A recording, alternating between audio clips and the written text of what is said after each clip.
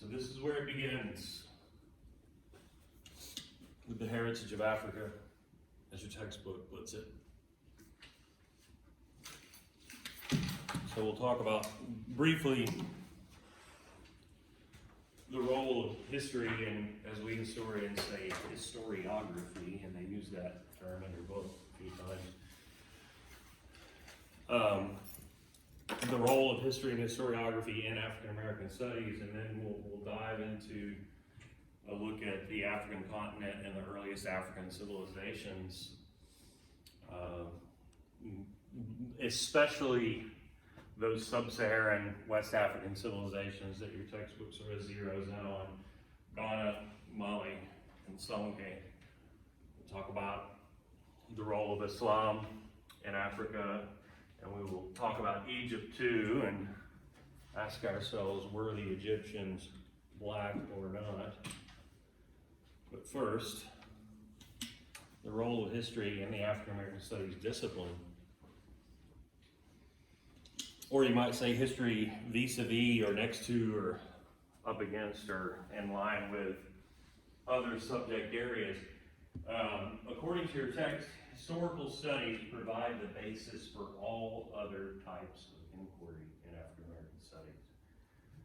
That's great for me as a historian, teaching a multidisciplinary course or in a multidisciplinary discipline. That the most fundamental, not to say important, but most fundamental discipline is history. That is what you would call our point of departure. This is where we begin with history. And then from there, we will go into the humanities and psychology and sociology and economics and other subject areas that we discussed in here before. History places all of those other subject areas in perspective, allows us to establish their origins and to chart their development. And African American studies sees the history of Africans in America as a social history, rooted in the struggle that we've discussed. What does it mean to be a social history? Well, we look to the noted authority, Mrs. Greenberg, or Miss Greenberg. Yeah, I'm looking for images usually, and you Google image search, and then sometimes somebody else's slide comes up, and you're like, damn, that's pretty good. I'm going to use that. I don't know who the hell Miss Greenberg is, but she has cited for us Merriam-Webster Dictionary, Wikipedia, and the University of London. So we have a variety of different definitions of what is social history, which has been, I should say, the focus of most historians for the last 30 or 40 years. You see there, one definition would be a history of ordinary people. To put it another way, history that concentrates upon the social, economic, and cultural institutions of a people. Still again, social history is sometimes described as the, quote, history of the people or history from below. In other words, we had for a long, long time history that focused on, like in American history, presidents. You know, this president to the next president, or highly influential people, or extremely wealthy people, or corporations. Or if you're looking at world history, the history of kingdoms and empires. That's what your book would characterize as sort of macro history, big picture history. It's not that that's not important. In fact, in African American studies, if we're looking at the history of Africans in America, the macro is important. But so is the micro, so is the history of people.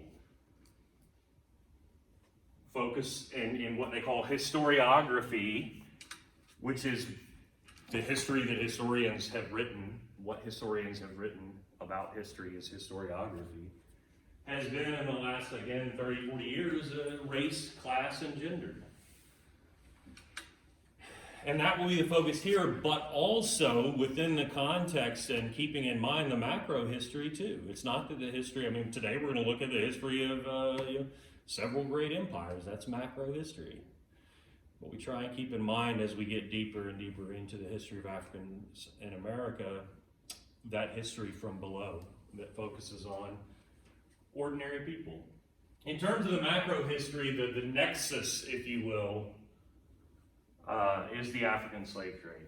And this is what binds us to the history of Africa and the socio-political history of the African continent. So keeping that in mind, that's what sort of ties the macro and the micro together. And so in any case, bearing all of this in mind, ancient Africa is the point of departure for this history.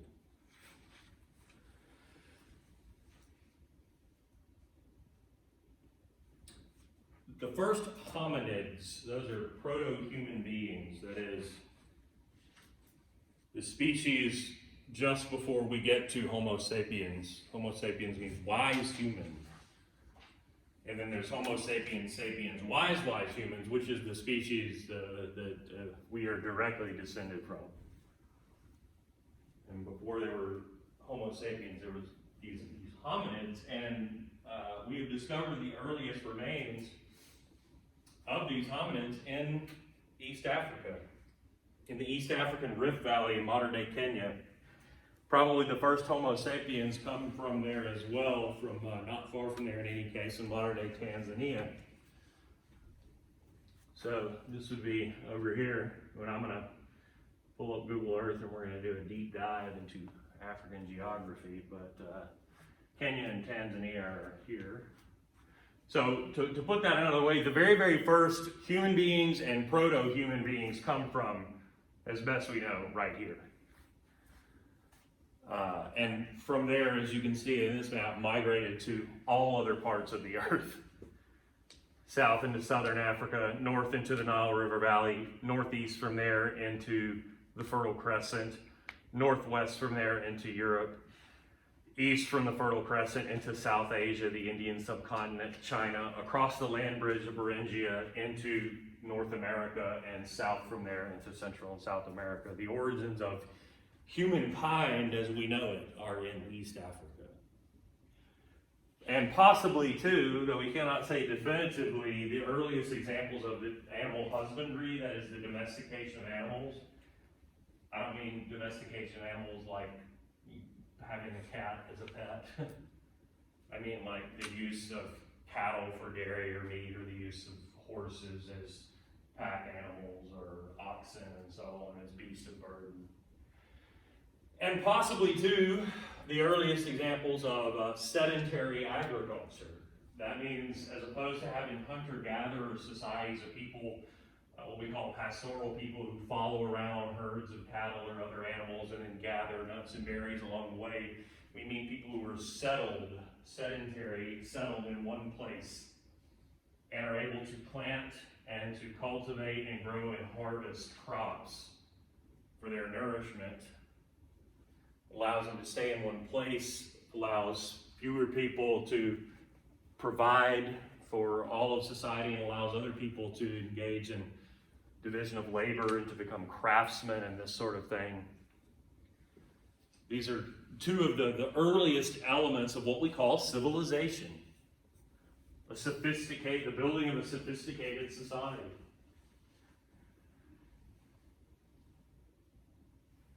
Now, having said that, I want you to appreciate that Africa is a vast continent. And this has mostly been corrected these days, particularly now when if we think about looking at a map, our immediate impulse is to go to Google Maps or something similar. When I was a kid, we didn't have the internet, or it was in its earliest beginnings, so paper maps is what we had, and usually a teacher had a big ass thing where they would flip these giant, paper maps over one to another. And my point here is that the type of maps that they had were of such a projection, as they would say, as to make it appear as if Africa was not nearly as big as it actually is. Maps that had been used by Europeans for a long time that actually made areas like Europe here and North America here appear much bigger than Africa, when Africa is in fact a gigantic, vast, and extremely diverse in every possible sense of the word continent. The second largest continent on Earth. second only to Asia, that stretches from Cape Verde over here, island off the west coast, to over here, the Horn of Africa that looks like a rhinoceros horn right here, where Somalia and Ethiopia are. That's 5,000 miles across, and it's also 5,000 miles from the Mediterranean up here, all the way down here to the Cape of Good Hope at the tip of southern Africa. So 5,000 miles by 5,000 miles is astonishingly large. And needless to say, there is a great deal of diversity. Now, probably the main thing that jumps out to you visually is this here, and that is the Sahara Desert. That's the largest warm climate desert on the planet.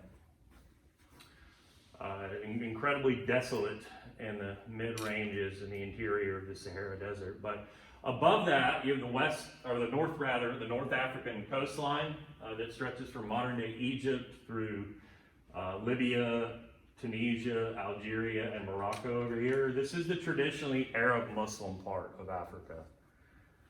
Populated originally by Berbers, but invaded in the 600s or so CE or AD by Arab Muslim armies and occupied by them for hundreds of years ever since. So that's the traditionally Arab Muslim part of the world, excepting, and we'll talk about long before that, you have the Nile River. Look how far out we are. You can see the fertile Nile River Valley still stretching through the Sahara Desert in Egypt here and flowing. It flows northward. It's the longest river in the world. Flows northward from what's now modern-day South Sudan through Sudan and then through Egypt here. Below that, what we call sub-Saharan Africa. Over here in the east, you've got, like I said, what we call the Horn of Africa. That's modern-day Somalia, Ethiopia. One of the earliest civilizations in Africa emerges there. This is the area known as Nubia, and then Ethiopia here will actually emerge as a Christian kingdom known as Aksum. Below that, and to the west, you have the rainforest, especially here in the Congo. The Congo River is one of the longest in Africa. It runs like this out west into the Atlantic. That's all very, very dense rainforest jungle. Over here, now this is the area that your textbook zeroes in on and says, hey, now what we know, given what we know, most people who are African American are descended from various peoples of sub-Saharan West Africa. So this would be the modern day nation states of like Senegal, Sierra Leone, Burkina Faso, here Ghana, the Ivory Coast or Cote d'Ivoire right there, Togo and Benin, Nigeria here, Niger, Mali, Mauritania, the Gambia, Guinea-Bissau. All these are modern day nation states. The three empires that we're going to look at that are in this region, first we're going to look at the Empire of Ghana, which was more or less here, which is strange because that's the actual nation state of Ghana. And then we'll look at the great empire of Mali, which stretched all throughout this region, as did the next great empire, Songhai, which was all throughout here.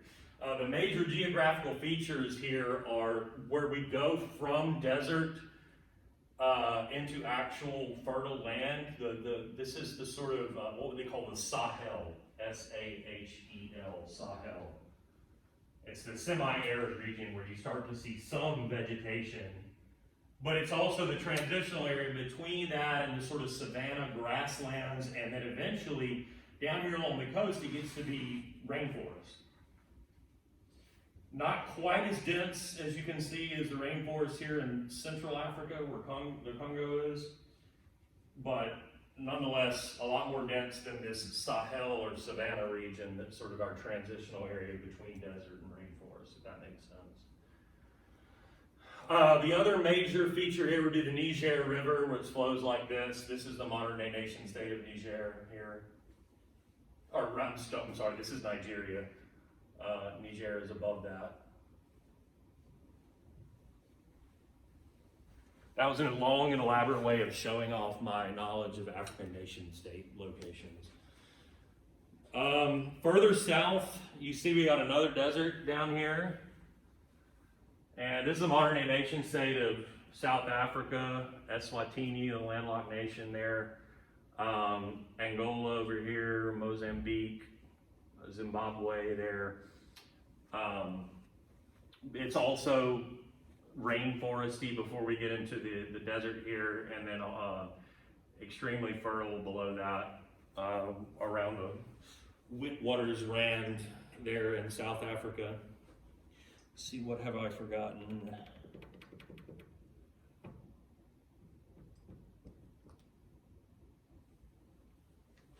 I don't think anything. Well, there's Madagascar, of course.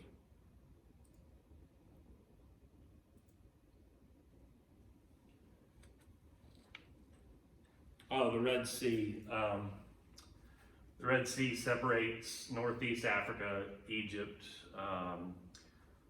and Ethiopia from Saudi Arabia, the Arabian Peninsula, the Middle East.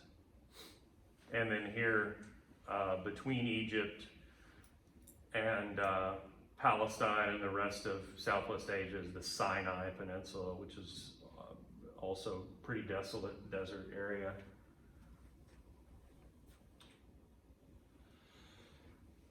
So first, Egyptian civilization, which emerges in the Nile River Valley. And just indulge me one last time here. I want you to appreciate how desolate the desert is, and then by contrast, how fertile the Nile River Valley is. And you can see it in this satellite image here. And as I said earlier, the Nile flows from south to north, from Sudan into Egypt, from back what would have been referred to back then as Nubia, and below that Ethiopia, and then fans out in a sort of delta region here where the modern day capital of Cairo is. Previous capitals would have been further up the river. We refer to this, and you kind of flip your understanding because of the way the river flows. This would have been Upper Egypt down here, and this would have been Lower Egypt down here because the river flows from south to north again. And it's sort of demarcated by what they call cataracts, which are like impassable waterfalls through which, like, boats and canoes and stuff couldn't get through there. Previous capitals would have been Thebes and Memphis, which are further upriver from later Cairo.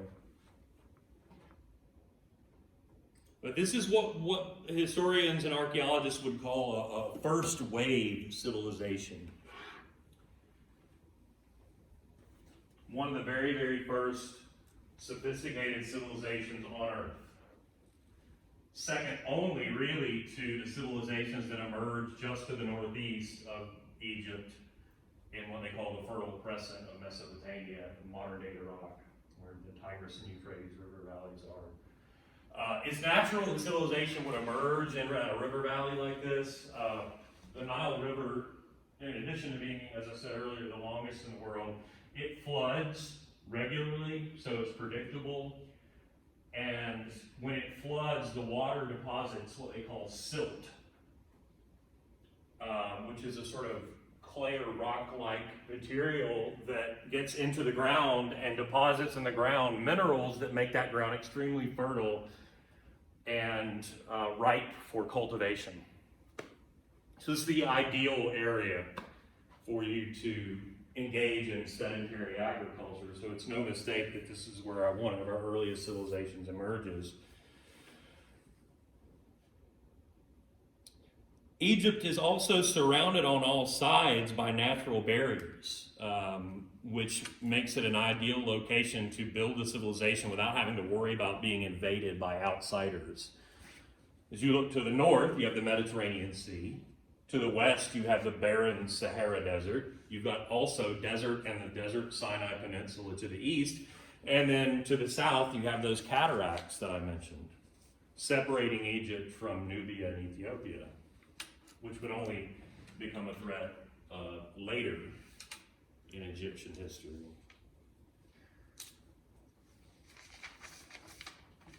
The rulers of Egypt came to be referred to as pharaohs, a term which meant great house, but these pharaohs were kings, or you might call them emperors, that were thought to be godlike. They're sort of what you might call demigods, thought to be a sort of go-between between the gods and the people. And I say gods plural, the religion of the Egyptian people was what we call polytheistic, and then there were multiple gods typically associated with elements of the universe, like the major god is Ra, who is the sun god. And if you're the Egyptian people, there are two things that give you life primarily, the Nile River and the sun. And so they're going to have gods associated with them. And Ra was the preeminent one. But the Egyptians also believed that everyone from pharaohs down to ordinary people had a sort of soul force, you might call it. Soul is an S-O-U-L, your soul. That after you die, this Ka, as it was called, your soul, would rise up to the sun for rejuvenation, and then return to earth and return to your earthly dead body, but it, the Ka, the soul, would live on. So they believed in an afterlife of the soul, if you will, but here on earth. But this could only be the case, the reunification of the rejuvenated Ka or soul with the body, if the body was identifiable as you. And so it needed to be preserved. So the Egyptians practiced mummification. That is, removing, or a tedious process of removing internal organs and bodily fluids, treating the body with various elements, wrapping it, and making sure that it was preserved and as much intact as possible. Something that all of the Egyptian people from the poor on up would aspire to, but something that was perhaps in its more sophisticated form and only accessible to people of means. Certainly it was to the pharaohs. If the pharaohs are considered demigods, they're going to get the best treatment possible. And in fact, not only were their bodies mummified and given these elaborate headdresses, as you see the headdress there, a headpiece of King Tutankhamun, or King Tut, as he was known in the West for a long time. Famous because his tomb was discovered more or less completely intact, where others were not because they were raided. And when I say tomb, I mean the pyramids. The great pyramids of ancient Egypt were built as tombs for the pharaohs, for their mummified bodies to live in. And they are adorned with all kinds of fineries because you would want the Ka to have the nicest possible afterlife. It's going to return to the body and live on. You need to have all the nicest things in there. That's what these great pyramids were, and they were, for a long time, the most sophisticated, largest, perhaps even awe-inspiring buildings or structures on earth.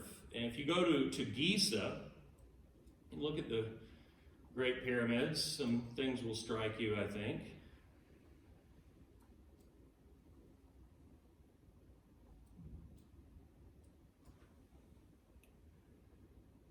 The largest of these, the Great Pyramid, is over here, for the Pharaoh Khufu. It's 450 feet high. And I don't have the rest of the specs because I lost, somehow I lost my World History 1 Egypt notes and had to kind of throw this together last night. But you can see these are not small structures. I want you to appreciate too, look at the two big ones you see here. Notice that I haven't manipulated the map at all. These are aligned perfectly north, south, east, west, latitude and longitude. So these people, this was no accident that they align these perfectly. And then too, you have the Sphinx over here. And you know, ordinary people. Can't see it. You can see the two pyramids in the background. We'll get around to it. Why are you creeping?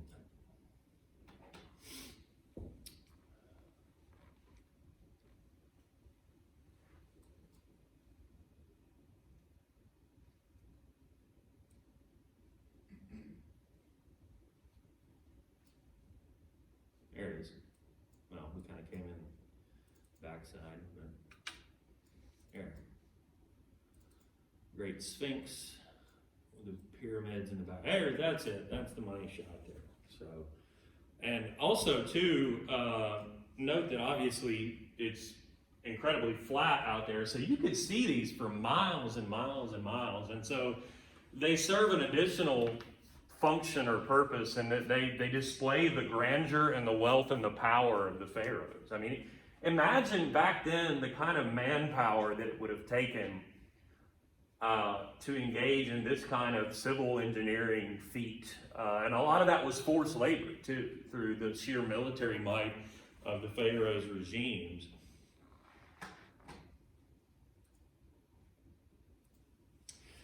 Inside those pyramids, we've also discovered one of the systems of writing of the Egyptian people, and I say one of, they had an additional script that was more commonly used, but probably what is more known to us is hieroglyphics. Symbols that represent objects, what you might call pictographs or ideograms, used to inscribe what we feel like are prayers on the interior walls of the pyramids. And these are particularly important because we have figured out what they mean. And I stress this, we talk a lot about this in my World One, because we bounce from civilization to civilization, and some of them we don't know shit about, because we haven't deciphered their language. It's not known to us. We haven't figured it out. What we have in the case of the Egyptians. Thanks in large part to the discovery in the late 1700s or 18th century of a tablet known as the Rosetta Stone. During an excavation in Egypt, French archaeologists discovered this stone which contained 3 different languages: hieroglyphics, what we call Demotic script, which is the other language of the Egyptian people, and Greek. Well, Greek is a language we know. And if we have these other 2 languages directly correlated with the Greek, we can translate and figure out what they mean. These 3 segments on the stone were exact translations of each other. The stone had been carved during the late 2nd century AD when Greeks ruled over Egypt. But thankfully, much of our knowledge of ancient Egyptian culture and history is derived from being able to translate this. Now, there's the question that your textbook speaks to of, were the Egyptians black? Well, Europeans, when they were the ones writing the history, and because, I suppose, given the sort of open door provided by the fact that there are these connections later, and I stress later, between ancient Greece and Rome and Egypt, Europeans wanted to kind of claim the Egyptians as white people because they have this sophisticated civilization. Claiming them as white not only gives white people credit for that civilization, it also, and perhaps more importantly, allows Europeans to propagate the fiction that black Africans had not had a great civilization. Pretend that the Egyptians were white and exclude them, and then maybe you could fudge the record enough, ignore the empires that we're about to look at, and pretend that black African peoples had no advanced civilization. Well, it wasn't true.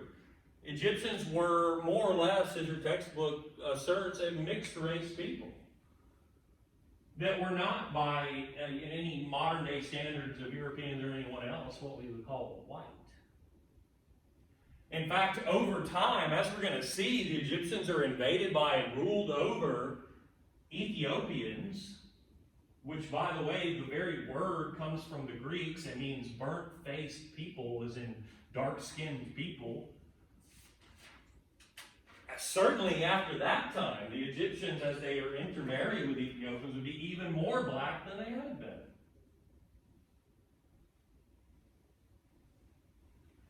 So, regardless, African civilizations emerged elsewhere that rivaled or surpassed those of Europe. It doesn't depend on, were the Egyptians black or not.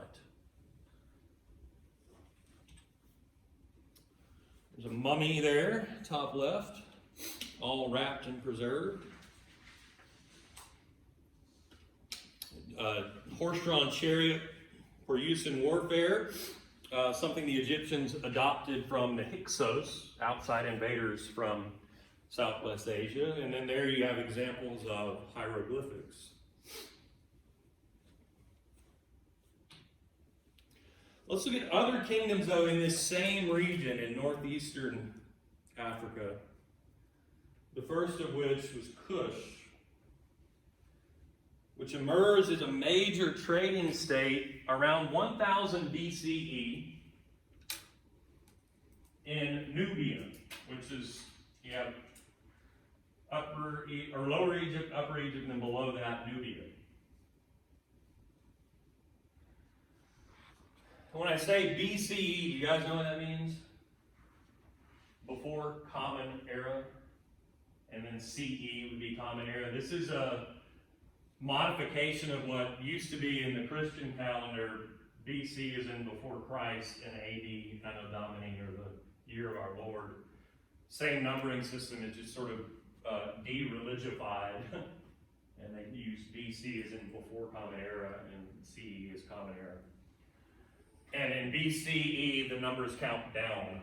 So as you go, it would be year 1000, year 999, year 998, and so on down to 0.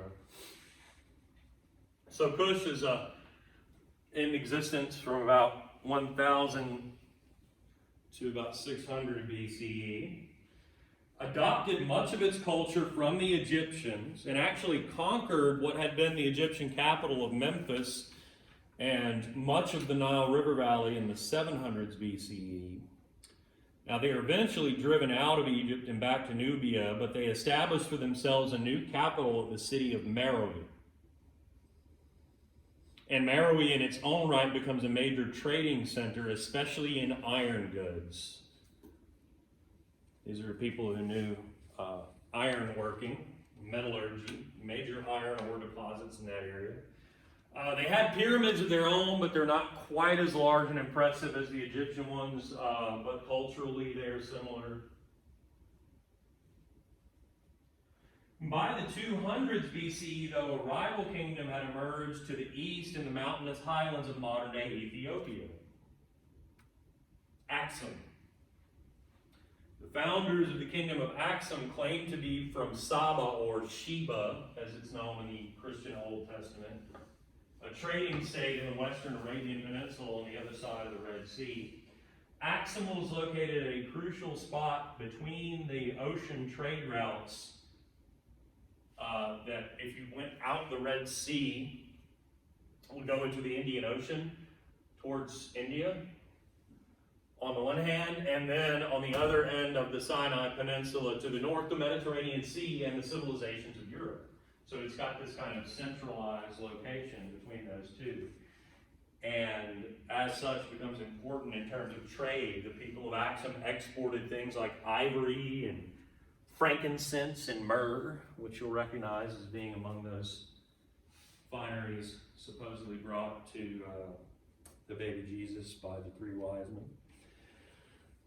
And possibly slaves, and we'll talk more about that at a certain point, which I thought was going to be part of this lecture and definitely will not be time-wise. And they imported things like textiles, clothing, linens, wine, olive oil from southeastern Europe. And then in the 300s CE, Axum conquered Meroe. So Axum, Ethiopia, the Ethiopian peoples expand up into the northwest and conquer Meroe, creating a great empire that at its height included significant parts of Egypt further north, and in size and prestige rivaled that of the Roman Empire. The most notable feature of that Axumite empire or kingdom is that its rulers adopted Christianity. And there is a legacy in Ethiopia of being a Christian peoples and a Christian nation in what would later become, we're not quite there yet, the Prophet Muhammad has not been born in 300 CE, but later that whole region is going to be Muslim, to the east, to the west, to the north. And there is still this heritage of Ethiopia being that Christian kingdom, otherwise surrounded by Muslim or Islamic peoples. because primarily the rulers of Axum adopted, as did many of their peoples, the Christian faith.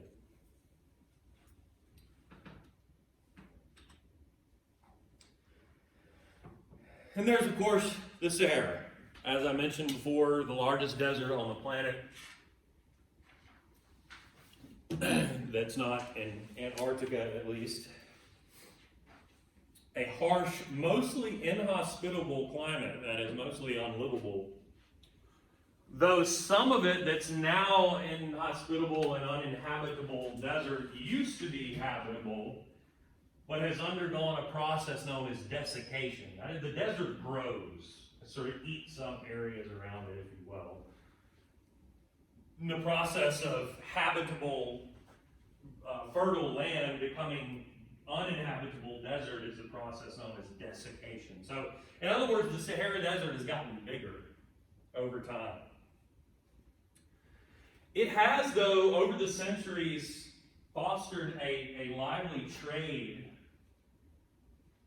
through its midst. A trans-Saharan trade system has developed by at least 1000 BCE. Around this time in the north, on the Mediterranean coast, one of the hubs for trade and one of the go-betweens between Africa and sub-Saharan African peoples, and to the North African coast and across the Mediterranean into Europe, was a city that was right here in modern-day Tunisia known as Carthage,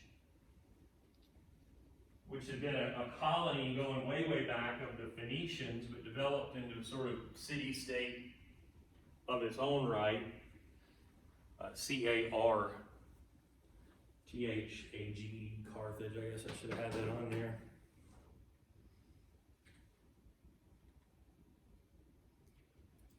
They would later go on, the people of Carthage, to fight an important series of wars with the Roman Empire, wars which they ultimately lost. But that was the focal point in the north. But there were things, not just trade goods coming from sub-Saharan Africa through the Sahara, through Carthage into Europe. There were things coming from Europe south into sub-Saharan Africa.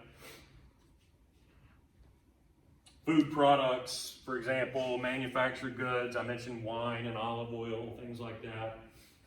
And then going from Africa into Europe, salt and gold. As we're going to see, sub-Saharan West Africa has an abundance of salt, which maybe doesn't seem like a big deal now because you get a giant thing of salt at the grocery store for like $1, but back then, a very important commodity in terms of its use in preserving food, especially gold. Needless to say, has always been a precious metal of great value, and it's in great abundance in West Africa. Other things like copper and skins and possibly slaves coming from sub-Saharan Africa. Also in the north of Africa, you get the Berbers, which I mentioned earlier. They are a pastoral people of North Africa, pastoral, and they follow herds and are not settled in terms of sedentary agriculture. They were among the first to engage as traders. They were the livelihood. They were the ones who carried the goods across the Sahara Desert. And there were these cities located in oases, tiny little fertile enough areas to be able to allow for some kind of agriculture and settlement. So cities like Timbuktu that we'll look at here in a little bit, they're very important as go-betweens that allow you to get across the Sahara Desert. The Berbers were among the first to engage in that kind of trans-Saharan trade.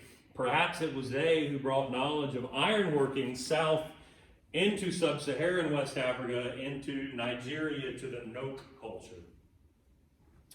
Around 500 BCE, the Nok culture emerges in present-day Nigeria, the Niger River Valley of sub-Saharan West Africa. Initially, the trade goods that the Berbers and others ferried across the desert were carried by wheeled carts being pulled by donkeys. But eventually, the introduction of camels from Arabia sort of revolutionizes trade in the Sahara Desert, because camels are much better suited for the desert and donkeys, being able to store water and go for prolonged periods without water. Ideal pack animals, if you will, of the desert. In the eastern Sahara, people known as the Garamantes also acted as the Berbers did, as traders carrying goods back and forth, but they were actually a settled people who settled actually in the desert because they were able to build miles of underground irrigation works that allowed them to grow food in like a sort of human-built oasis-like environment, an oasis being a fertile vegetated land in the otherwise arid and barren desert. And the Garamantes carried gold and slaves from sub-Saharan Africa into the Roman Empire in exchange for glass, metal, olive oil, wine, so on. I'm not going to ask you for like a comprehensive list of trade goods that went from one place to another, but I will sort of throw them out there regularly.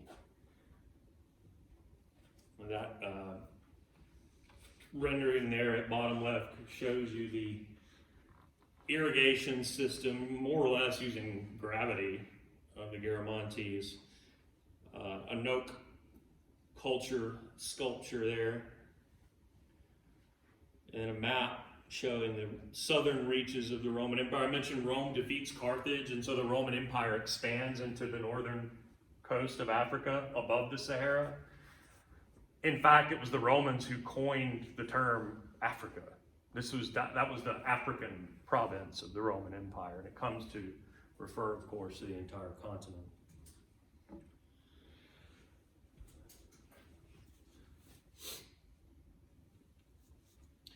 Arab Muslim armies arrive in Africa in the 600s, not long after the time of the Prophet Muhammad, who is the founder, if you will, of the Islamic religion.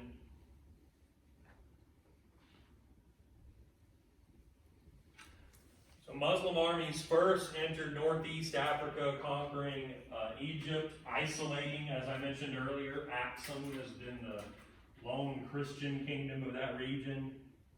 They eventually conquer all of the Berber peoples of the rest of North Africa, or what they refer to in Islam as the Maghreb, or the West, because it's to the west of the Muslim Holy Lands in the Arabian Peninsula, the cities of Mecca and Medina, and the city of Jerusalem.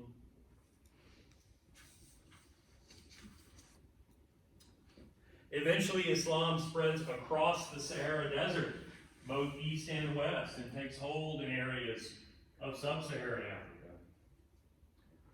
Now, existing African religions, which to a degree your textbook speaks to, were different from region to region, but they did have some common characteristics.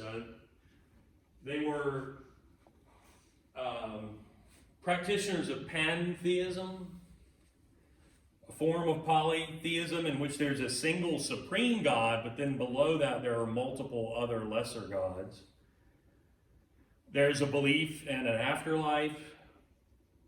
There is the veneration of ancestors. Veneration meaning you hold them up in the highest possible regard. You honor them through certain rituals. They are considered part and parcel of your family, and your family is part of a clan, a kinship network. Clan in African history is extraordinarily important. Identification with your kinsmen, your people, your sort of greater family, if you will. That identifies you in the most elemental and fundamental ways. How you belong to your kinship network, or what is your clan, or who are your people. Veneration of one's lineage, group, or clan was paramount and thought to influence even how the gods would act. You know, how best you venerate or honor your clan or your group, including the ancestors who were thought to be closer to the gods, so that you would perform rituals honoring them, and they then could influence how the gods would act, which would influence things like when you have a good harvest that year and so on. Back to the arrival of Islam, though, I mentioned this earlier. Muslim armies arrived in Egypt in 641. They took that Delta region, ending 200 years of rule by Europeans, the Byzantine Empire, actually welcomed by a lot of the locals who had been heavily taxed under the rule of the Byzantines or the Byzantine Empire. Particularly the local Christians. There were some Christians outside of Axum in Egypt, known as the Coptic Christians, that have been persecuted under the Byzantine Empire. But the invading Muslims, they were the ones who moved the capital from Alexandria, which had been established by the Greek ruler Alexander, further inland in the delta to Cairo, which is the present-day capital of Egypt, to protect from possible attack by the Byzantine fleet. A lot of the Egyptians converted to Islam in that case to escape taxation. And typically in the Islamic realms, if you weren't forced to convert, but if you did, you wouldn't have to pay the tax that you otherwise would have to pay. And so a lot of people just converted rather than have to pay the tax. Pretty smart. Arab Muslim armies gradually extended their rule throughout, as I mentioned, the Berber realms of the North African coast, or what Muslims call the Maghreb, or the West, all the way to the Strait of Gibraltar, which is here, where North Africa or Morocco is just a few miles from the Iberian Peninsula, what is now Spain. In fact, Arab Muslim armies will eventually invade Spain and take control of this portion of the Iberian Peninsula here, which becomes known as Al-Andalus, today known by the Spanish as Andalusia, which is still very much culturally, obviously, having been ruled over by Arab Muslims for 1,000 years in many ways. But in any case, back to the east, the Kingdom of Ethiopia, or Axum as it were, which was in a regrettable state of decline when Islam arrived. Those people having exhausted farmlands and there being a shift in trade to the north. Axum was becoming more and more isolated in the mountainous interior of present-day Ethiopia. And to the east, along the Red Sea coast, you have the emergence of some Muslim city-states that initially traded with Axum, providing gold, ivory, frankincense, and myrrh, which were used as a sort of resin for incense, usable in various rituals and rites, possibly slaves. But by 1100 CE, Axum and those Muslim city-states, particularly the Muslim city-state of Adal, would be a conflict that was essentially a holy war. The Christian kingdom of Ethiopia, grown out of Axum, in perpetual warfare with these Muslim city-states along the coast.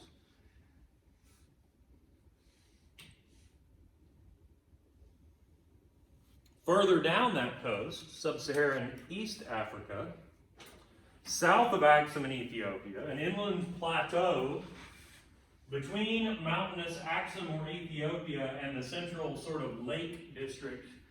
Can you see where the red arrow begets the purple arrow on the right? That's Lake Victoria.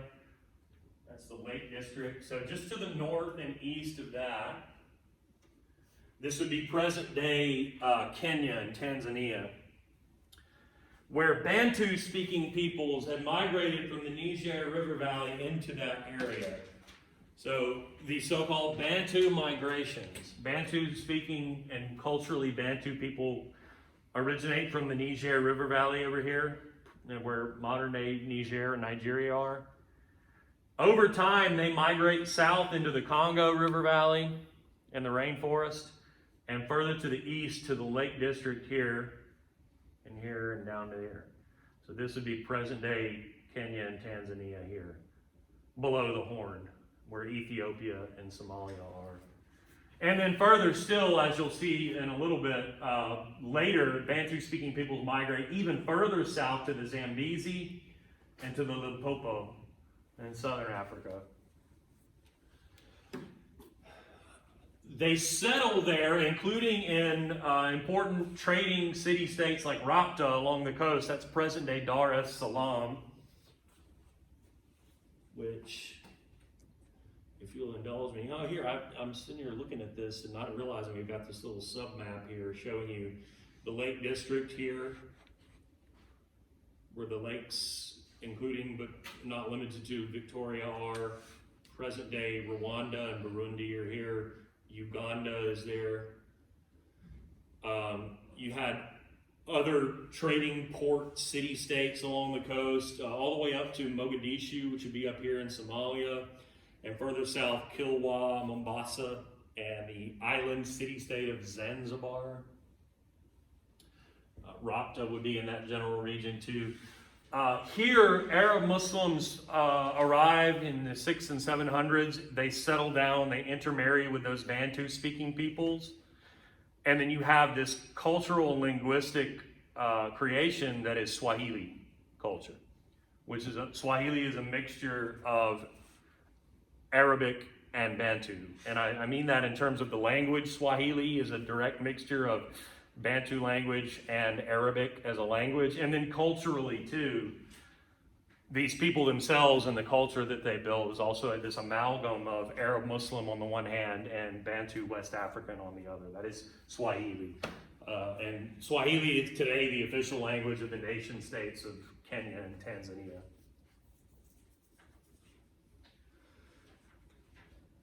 Questions about this or anything else up to this point?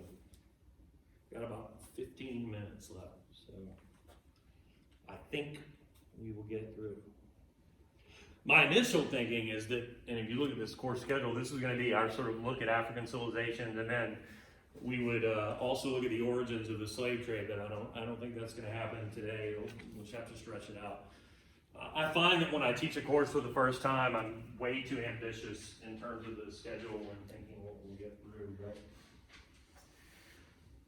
Your textbook sort of singles out or centers on West Africa. As I said before, sub-Saharan West Africa is believed to be where from most African Americans could trace their roots. This is where the majority of people are enslaved, captured, and brought to the so-called New World as part of the Atlantic slave trade. Now, people are enslaved and brought to the New World from Southwest and Southeast Africa too, we know, and from Central Africa, but we believe the significant majority of those people would be from sub-Saharan West Africa, and your textbook looks at 3 great empires from that region, the first of which is Ghana. And I want to point out what this map does here. When I mentioned this earlier, the modern-day nation-state of Ghana, which reaches back to history and grabs this name, is here on the coast. The ancient empire, not really even ancient, but the empire of Ghana was further up to the northwest.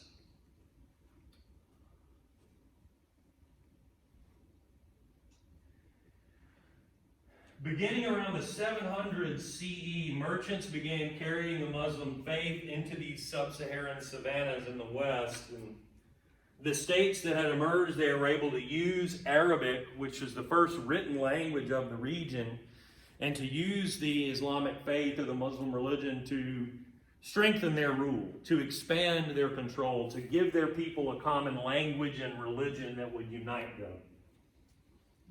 One of the states to emerge as a great commercial state that used that sort of roadmap was Ghana. Situated between the Sahara Desert and the coastal rainforest in that Sahel and Savannah region we talked about, stretching from present-day Senegal and the Gambia into present-day Mali and Mauritania. The Ghanaians were an agricultural and trading people that were adept at ironworking and metallurgy, pottery, and sophisticated textiles. Obviously, to have an empire, they had to have a powerful army, but they were also adept at engaging their neighbors through diplomacy. Now, the major reason for Ghana's rise was gold, which they exported across the Sahara Desert and into the Mediterranean, into Europe, but which they actually imported from the regions further south of them, the so-called Wangara gold mines to the south. which you can see just below where the arrow that says Ghana Empire is. You can see where it says Wangara. The key is, even though much of the gold came from areas to their south that were not controlled by them, they taxed its importation and exportation and made a tremendous revenue through that taxation. Also exporting things like slaves, and we will talk about that at length in the next lecture. Cola nuts, K-O-L-E, are very important to that region in terms of social customs. To sort of break and eat K-O-L-A, cola nuts, was a custom.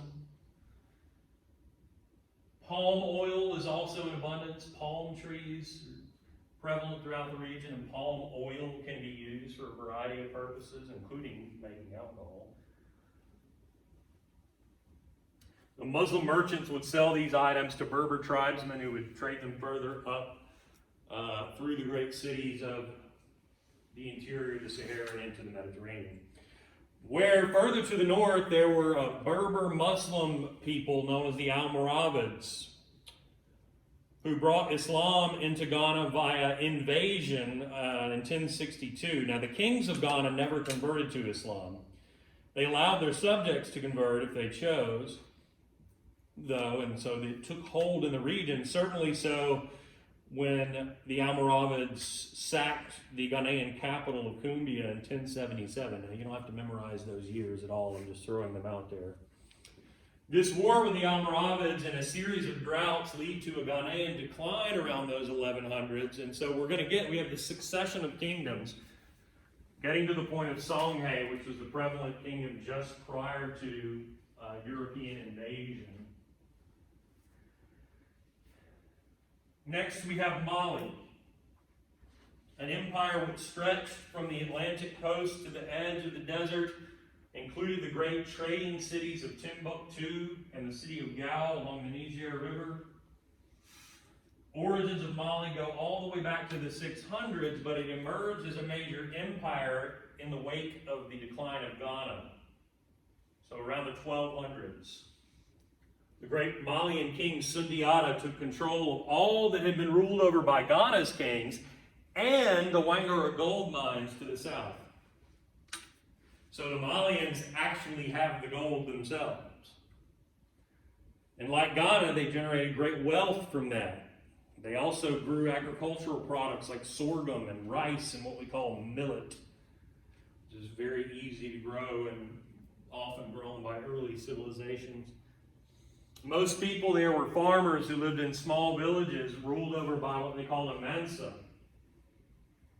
a religious and administrative leader who forwarded tax revenue to higher ups in a bureaucratic state structure. And at the very tip top was a sort of paramount or chief mansa, or king, most powerful of which turns out to be Mansa Musa, who ruled from 1312 to 1337. He is the son of Sundiata, who converts to and encourages the spread of Islam, supported the building of mosques throughout the region, supported the study of the holy book of Islam, the Quran. He famously undertakes the Hajj. One of the 5 pillars of the Islamic religion is that all followers should at some point, if they are able, make a pilgrimage to the holy city of Mecca in present-day Saudi Arabia to visit a holy site known as the Kaaba. Mansa Musa does this, and when he returns to his empire, he brings with him Muslim scholars, many of which end up studying and teaching at the Sankor Madrasa, or university in Timbuktu. A madrasa is Islamic university, which would be an intellectual center, a cultural center for not just the study of the Muslim faith, but for Islamic law and of literature and of science. It becomes the great intellectual center of all of West Africa. Mansa Musa was fabulously wealthy. It's often speculated that he might well have been the most lavishly rich individual ruler in human history. And in the process of going on that Hajj, he was very generous in doling out gold to dignitaries and hosts and such. So he gets this mythical character, this guy sort of wandering around Africa and the Middle East, just doling out gold to whomever because he was so fabulously wealthy, but he was also very, very devout. Here's a map of the Malian Empire that shows you some of the trade goods that were coming into and out of the empire, colored in purple there, as you can see. You see in the very center right where Timbuktu and Gao were. Finally, though, Songhay. Successor kingdom to Mali, and whose realms would be similar to that of the Malian Empire before it. At its height, Songhay was the most advanced society on the African continent. I'll quote here from your textbook. You don't have to know where this is, but it's clearly under the section titled Songhay. Songhay's destruction set in motion events that would pave the way for the Atlantic slave trade and the myth that African peoples lacked civilization. So Songhay declines at the absolute worst possible time. We see this throughout world history. And I know this is not my world class, so I'm not going to go off on a tangent, but there are times where civilization in China and South Asia, it just declines at the absolute worst possible time when Europeans arrive at the sort of apex of their own civilization and development. And such would be the case here. The origins of the Songhay people lie in the city of Gao. But similar to Mali, it did not rise to this position of empirical or empiric greatness until the 1400s, after the death of Mansa Musa and the decline of Mali. Mali had captured Gao, and Mansa Musa had visited there, and after his pilgrimage, he actually took two of the ruler of Gao's sons hostage as to sort of keep that ruler loyal to him. This is a thing that rulers would do. But after Mansa Musa's death, one of them escaped, returns home, and founded a rival Sunni Muslim dynasty back home. There are two great, there's a split in Islam from its earliest days between Shia Muslims and Sunni Muslims. We have a slightly different version of the faith. Sunni Ali of Songhay later conquers much of what had been the Malian realms, including Timbuktu and the trading center of Jannah.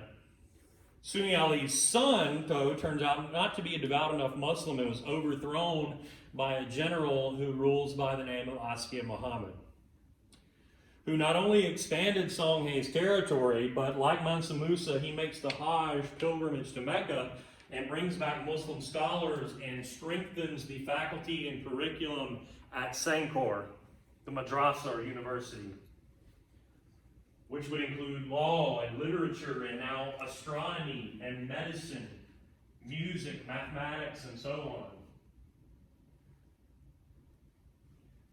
Now the problem is that Askia Muhammad, this great ruler that was similar to and comparable to Mansa Musa, was dethroned by his son. This is another thing we see with dynastic empires. Sons get greedy and impatient and overthrow their fathers. And this, in the case of Songhay, sets off a very unfortunate or ill-timed civil war that occurs just at the same time as Moroccan invaders from the north threaten Songhay and come into Songhay with the help of Spanish mercenary soldiers from Europe who have firearms, gunpowder weapons, which is something that sub-Saharan West African people, or the Moroccans for that matter, did not have. All of this is too much. And the outside invaders actually end up destroying a lot of what was housed at Sankor University or madrasa. And so put all of that together. You have this great, sophisticated empire which faces the threat of internal civil war, an invasion by neighbors who have the help of outsiders who have advanced weaponry that you don't have. And all of this occurs just at the moment that Europeans are about to arrive.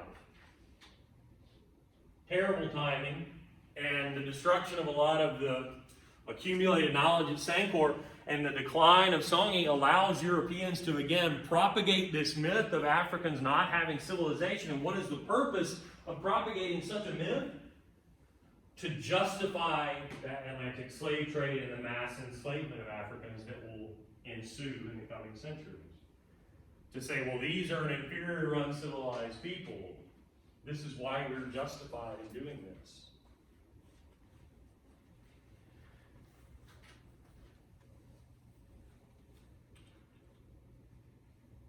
Your book also briefly alludes to, along the coast here, some of the so-called forest states that will be among not great empires like Ghana, Mali, and Songhay, but at least significant kingdoms that will have some contact with Europeans. That would include Asante, Kanem-Borno, Oyo, Dahomey, and Benin.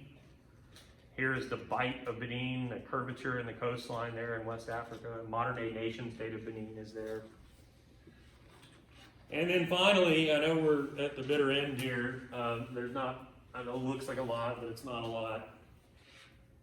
I do want to just briefly run through it, if you'll allow me to, though, so we could focus on the Atlantic slave trade next time. There are some non-centralized societies that consolidated in a few areas of Central Africa, like in the Congo River Valley, where Bantu peoples had settled, as you saw earlier. There is, of course, the Kingdom of Congo, south of the mouth of the Congo River, which stretched eventually as far as Angola to the south. And then below that, the grasslands south of the Zambezi River and north of the Limpopo that I pointed out earlier, that is where lies Zimbabwe. Not only the modern-day nation state of Zimbabwe, but the former kingdom known as Great Zimbabwe, where people herded cattle and traded gold with the Swahili peoples to the northeast in modern-day Kenya and Tanzania. A city where there was great wealth amassed by kings, we can tell, but was for some reason abandoned around the 1400s, possibly because of overgrazing. We don't know. There was no written language for us to decipher to tell the tale. But again, another civilization that regrettably declined at the worst possible time, considering what was coming. And then finally, in southern Africa, where modern-day South Africa is, Bantu peoples migrated into that area in about 1000 BCE. They intermarried with local people. The resulting cultures were the Khoi and the San, or the origins of the so-called Khoisan peoples. Khoisan is the language that has the famous clicking sounds that are like impossible for other peoples to be able to pull off. These people were herders and hunter-gatherers. But some of the descendants of the Bantu peoples over time would come to dominate the region, none more important than the Zulu. The Zulu developed the most fearsome and successful army in all of southern Africa. They will be the ones that will go sort of toe-to-toe with European invaders like the Dutch and later the English. But regrettably, as we saw with Songhay, the invaders have gunpowder weapons and other technological advancements that the Zulu do not have. Are there any questions whatsoever? Anything at all? Anything unclear? Well, this Wednesday is the other lecture, right? To finish this off. The Wednesday will be quiz. Quiz, so we're taking a quiz in here. We'll not take it in here. We'll come in here and I'll sort of allow you to ask questions. I won't have like a systematic review, but we can treat it as a sort of review and catch-up day. And then when you walk out of here, that's when the quiz will open up and you will have sort of 72 hours or so. Well, I guess since it's a Wednesday, you'll have like 3 or 4 days to do it whenever you see fit. Is that all right? All right. That make sense? Other questions? You gonna post that? I'm going to try. I mean, at least we have internet now, so